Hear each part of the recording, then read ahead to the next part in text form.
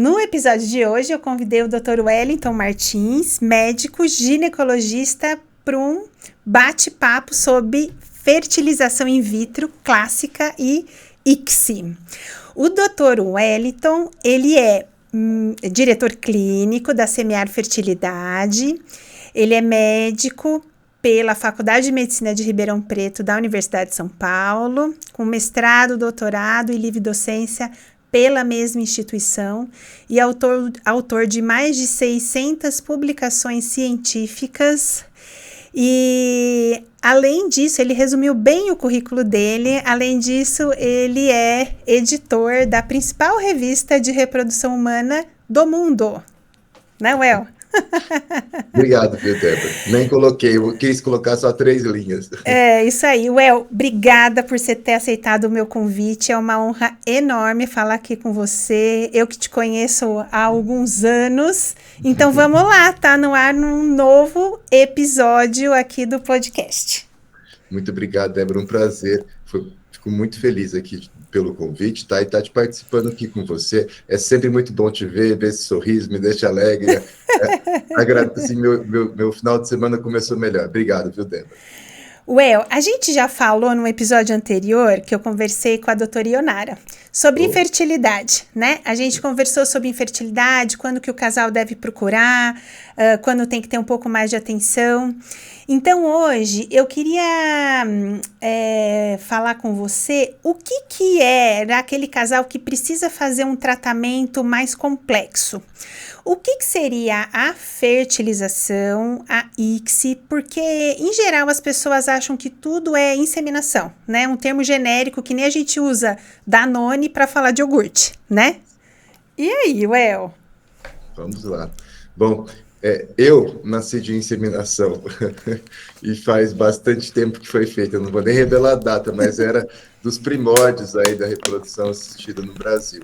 E a inseminação, a gente fala da parte mais técnica. Inseminação pode ser um termo usado para tudo, assim como Danone, mas assim, a inseminação a gente usa de forma mais técnica para o fato de colocar sêmen, que seria o ejaculado, dentro de algo. No caso, dentro, pode ser uma inseminação intravaginal, que você só coloca o sêmen na vagina, que tem ainda feito algumas vezes, principalmente por casais homoafetivos que utilizam sêmens doados de amigos ou coisa assim, é uma forma que existe, mas normalmente em medicina a gente faz a inseminação intrauterina, que é um pouco mais efetiva, que a gente coloca o sêmen já dentro do útero preparado, tá? Então, uma amostra de sêmen próprias ou amostra de sêmen de doadores, que foi como eu fui feito aí um tempão atrás.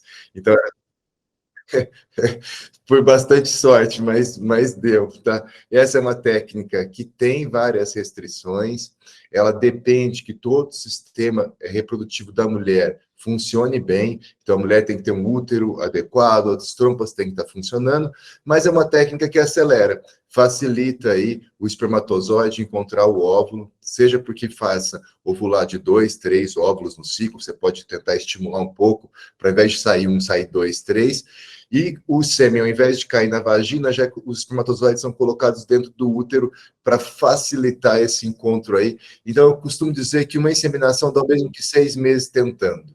Então, eu preciso que tudo esteja funcionando, mas você acelera, você consegue fazer em 1 mês aquilo que precisa 6.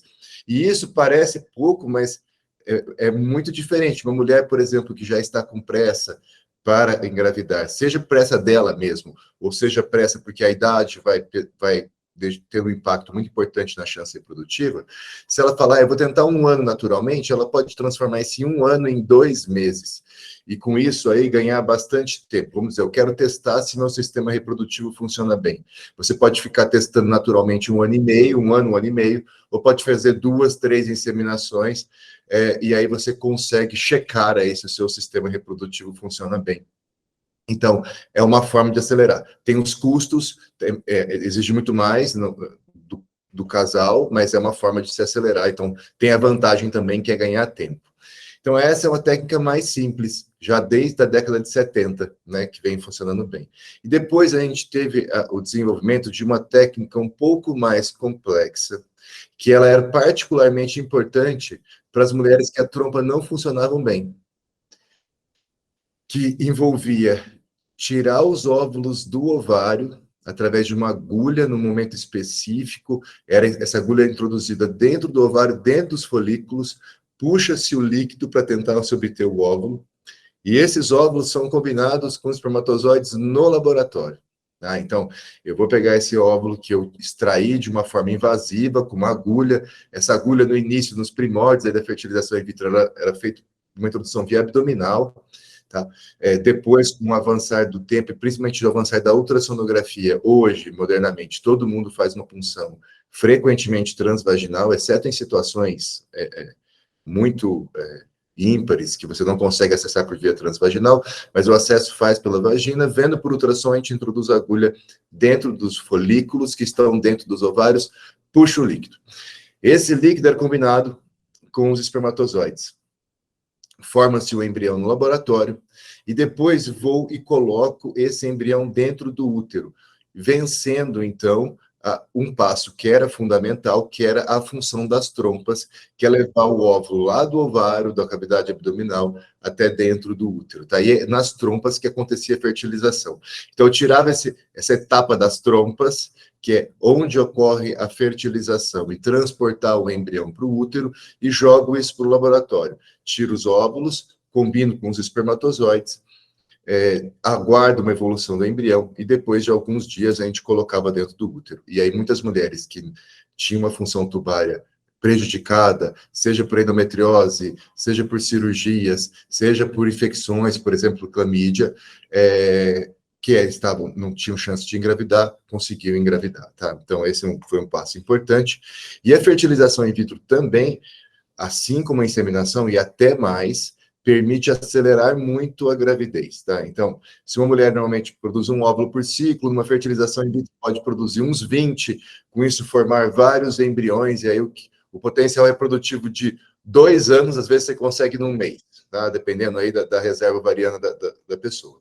Quanto maior a reserva ovariana, mais eu acelero, tá? Quanto mais óvulos eu consigo obter, mais eu acelero. Mas ainda ficou uma barreira para a reprodução, que era quando você tinha uma quantidade muito pequena de espermatozoides. Né? Os espermatozoides não muito ágeis, vamos dizer assim, não muito capazes de promover a fertilização.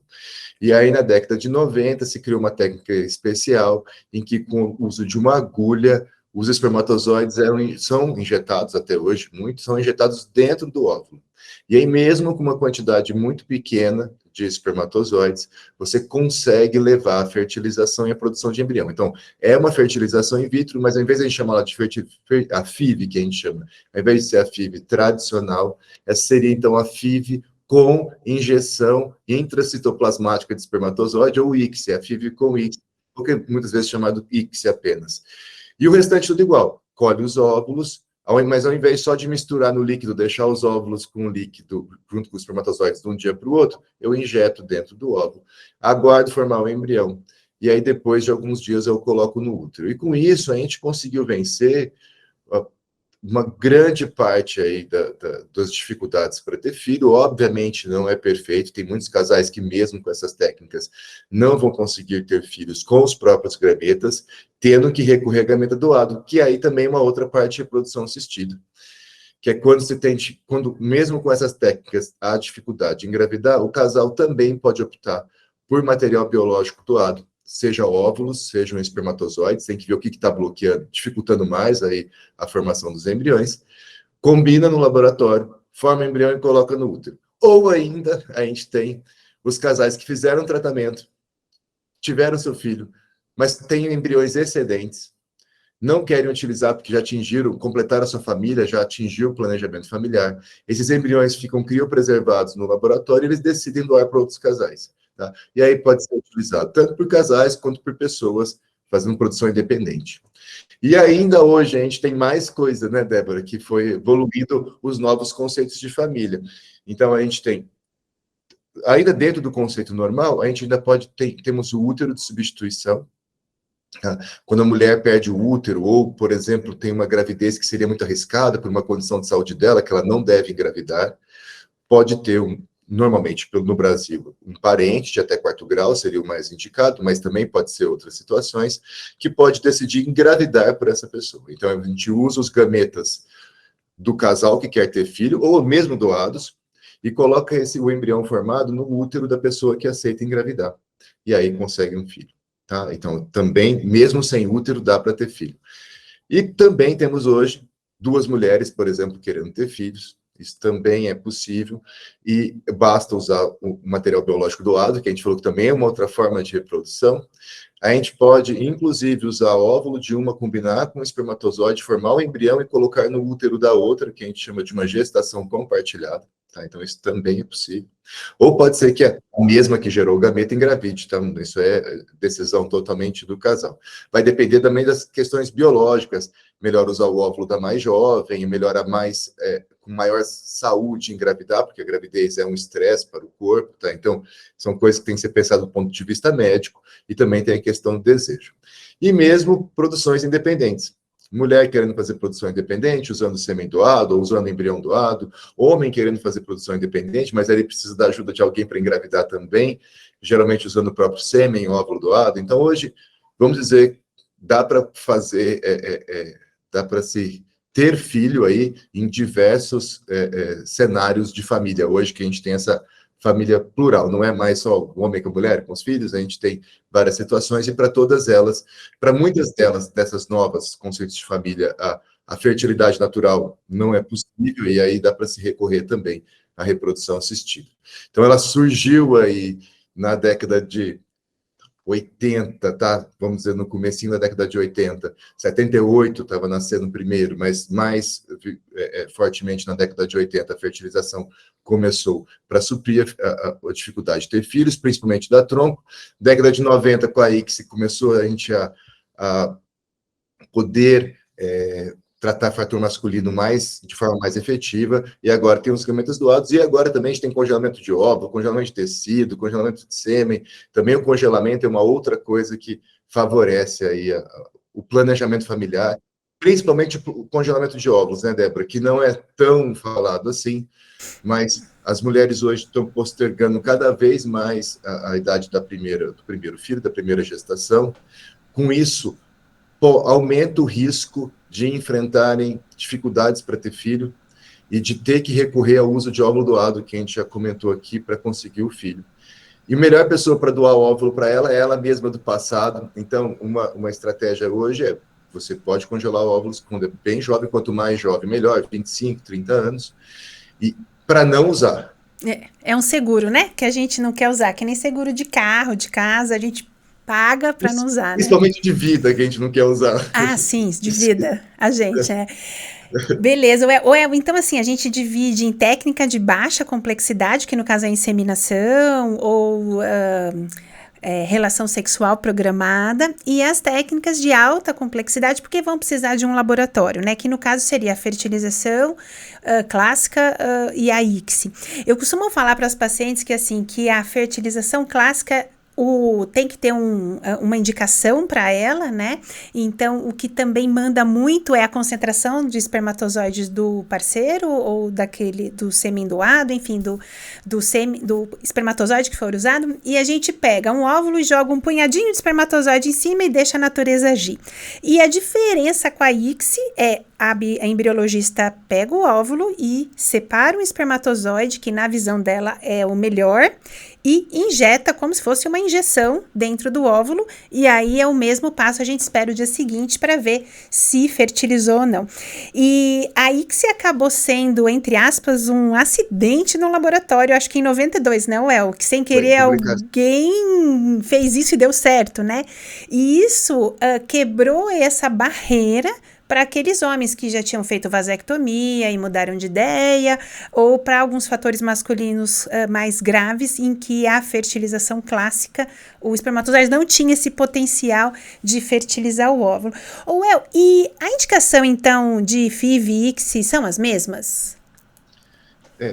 Bom, a indicação vamos dizer assim, de fazer fertilização in vitro são várias, né? Eu dei aqui algumas possibilidades, por exemplo, duas mulheres querendo ter filho, a indicação é fazer fertilização, pode ser inseminação também, tá? Mas aí é uma questão de custos, de acelerar, de chance de ter um filho, porque tem o custo do semente doador também. Então, é uma decisão entre inseminação e fertilização in vitro que leva várias coisas na decisão, desde a pressa, a efetividade, custo, o que a pessoa quer, quantos filhos vai querer ter, se quer ter filho com óvulo de um no útero da outra. Então, tudo isso tem que ser levado em consideração na hora de decidir se vai fazer fertilização in vitro ou se vai fazer inseminação, tá? Que seria a técnica mais simples, ou mesmo um coito programado, por exemplo, usando teste de ovulação, que é útil para casais que não conseguem ter uma frequência sexual muito alta, seja porque moram longe ou por outros motivos, tá?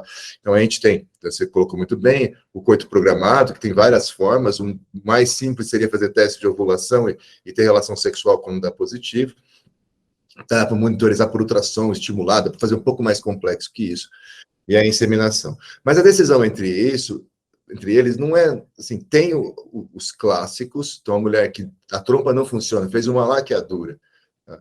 Óbvio, tem que fazer fertilização in vitro, porque eu não tenho a trompa, que é fundamental para a gravidez. A endometriose pode ser feita inseminação, mas frequentemente pessoas com endometriose, o ambiente inflamatório dificulta a função da trompa, e também uma indicação a mais para fertilização in vitro. E tem várias, são tantos pontos, né, Débora, que a gente vai listar aqui, é infinito, que você tem que avaliar caso a caso e ver as necessidades. O fator masculino, uma quantidade de espermatozoide progressiva muito baixa, já dificulta, e aí seria melhor a gente fazer a fertilização in vitro com a injeção do espermatozoide dentro do óvulo. Você colocou muito bem a vasectomia. Com a vasectomia a gente pode pensar ou em reverter a vasectomia, ou extrair os espermatozoides direto de onde é produzido e fica armazenado, que é do epidídimo do testículo, com uma pequena agulha, que também é uma técnica simples, e que a gente consegue poucos espermatozoides, e geralmente é difícil fazer a tradicional, acaba se optando por injetar os espermatozoides obtidos dentro do óvulo. E são muitos cenários. E até a pressa, tá? Como a gente falou aqui, um dos motivos para se fazer a inseminação é ganhar tempo. E um dos motivos para se fazer fertilização in vitro é ganhar tempo também. E, eventualmente, se você não ganha esse tempo, aumenta o seu risco de ter que partir para gametas doados. Então, até pressa, avaliação da sua reserva ovariana, olha, quantos ovos eu vou produzir? Vai produzir 2, 3, a fertilização in vitro não ganha muito. Pode ser que a inseminação seja mais eficiente aí para ter um filho do que a fertilização in vitro.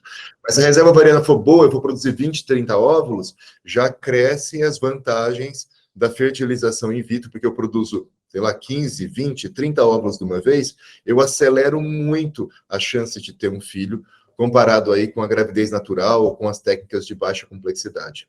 É uma decisão muito difícil, que o paciente tem que escolher um bom médico aí para orientá-la, porque são muitos os pontos importantes para se tomar a melhor decisão aí, pensando em tudo, tá? Desgaste psicológico, desgaste financeiro, perda de tempo, para conseguir atingir o objetivo da forma mais tranquila possível, que é aumentar a família aí, nos diversos cenários.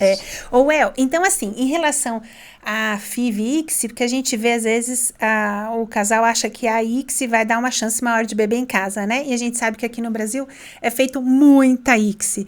Então, mas tem indicação precisa, né? Assim, a gente também não precisa listar tudo, mas tem indicação precisa de ICSI e tem indicação precisa de FIV, e a ICSI não é superior à FIV se for bem indicada, né? Exatamente, Débora. Na verdade, a gente acaba observando de muitos casos que a gente trabalha num centro que faz um volume grande, a gente percebe que quando tem pouco espermatozoide, não adianta insistir com a FIV tradicional, tá? Então, porque a chance de falha é muito grande.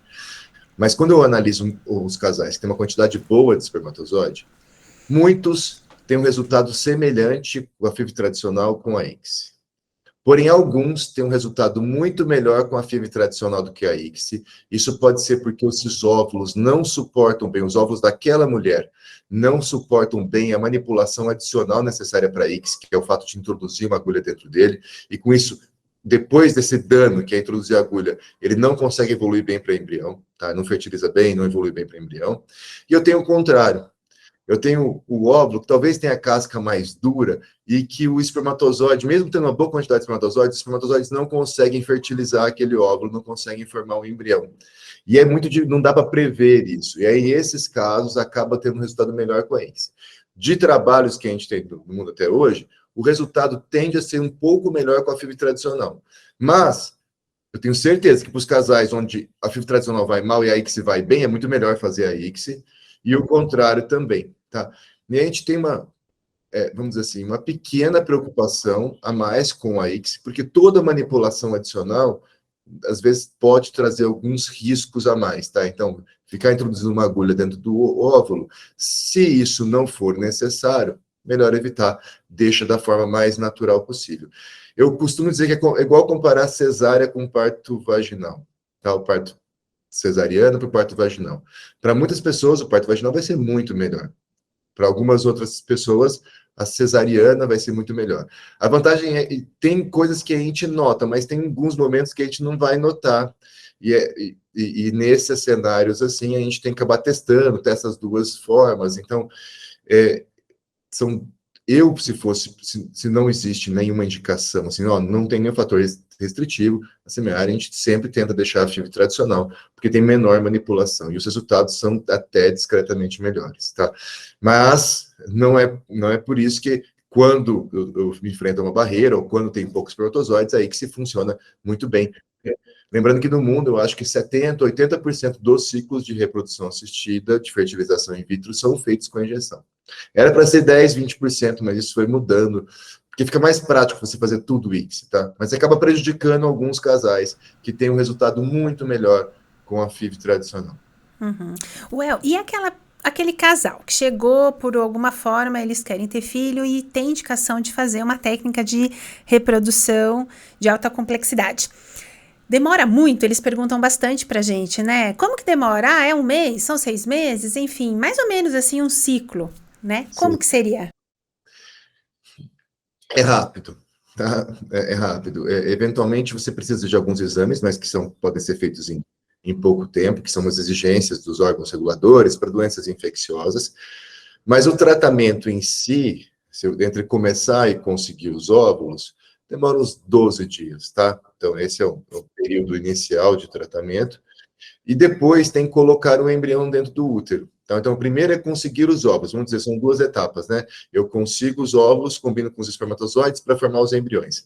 Eu tenho uma decisão para tomar. Se eu já devolvo esses embriões para o útero, tá? E aí eu preciso ficar esse tempo extra, fica sequencial, combinado, ou se eu quebro, congela-se todos os embriões. Hoje o congelamento é uma coisa que mudou também a reprodução assistida, porque antes você tinha que transferir sempre, não tinha uma técnica de congelamento. Hoje o congelamento é muito bom, então você pode quebrar o tratamento. Eu produzo os óvulos, vejo que forma de embrião, penso como é que eu vou seguir a minha estratégia, se eu produzo mais um embrião, se eu coloco no útero, até porque, eventualmente, uma mulher que quer ter 4, 5 filhos, é melhor ela produzir vários embriões antes de colocar primeiro no útero, porque se ela engravidar, ela perde 2 anos para tratar de novo.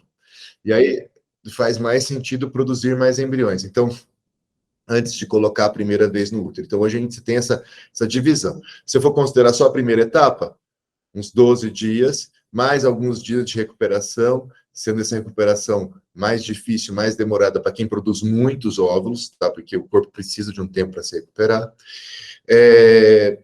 E depois eu tenho a fase de colocar o embrião no útero, que é relativamente tranquilo, não exige muita coisa, e normalmente demora de 15 a 20 dias depois que menstrua, até o útero estar mais ou menos adequado aí, a gente prepará-lo para receber o embrião. Mas é mais fácil aí, só chega no laboratório no momento adequado e coloca um embrião dentro do útero, normalmente exigindo só um dia de ultrassom, de controles hormonais, para a gente definir se está tudo certo, tá? Então, pode ser junto.